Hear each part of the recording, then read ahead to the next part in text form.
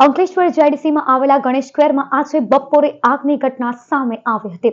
ગણેશ સ્ક્વેરમાં આવેલા એક પિઝા પાર્લરમાં અચાનક આગ ફાટી નીકળતા વિસ્તારમાં અફરાતફરીનો માહોલ સર્જાયો હતો।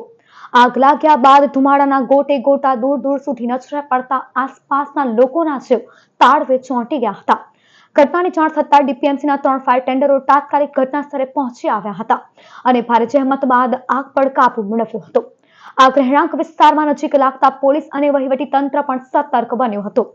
ડીવાયએસપી ડોક્ટર કુશલ ઓઝા સહિતના ઉચ્ચ અધિકારીઓ ઘટનાસ્થળે પહોંચી પરિસ્થિતિનો તાગ મેળવ્યો હતો।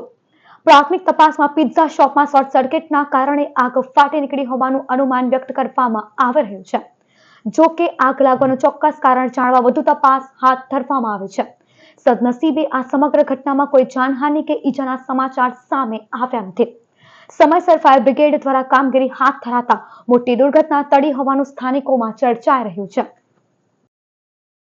આજરોજ અંકલેશ્વર જીઆઈડીસી સ્થિત ગણેશ પાર્ક ખાતે પામ આઇલેન્ડ કેફેમાં શોર્ટ સર્કિટના કારણે ફાયર થયું હતું તેવું પ્રાથમિક ધોરણે જાણવામાં આવેલ છે, પરંતુ આ ફાયરમાં સદનસીબે કોઈ પણ પ્રકારની જાનહાનિ નથી થયેલી અને ફાયર ટેન્ડર ડીપીએમસીની ટીમ દ્વારા ખૂબ ઝડપી ધોરણે જે આગ લાગી હતી એને કાબૂમાં કરી લેવામાં આવી છે।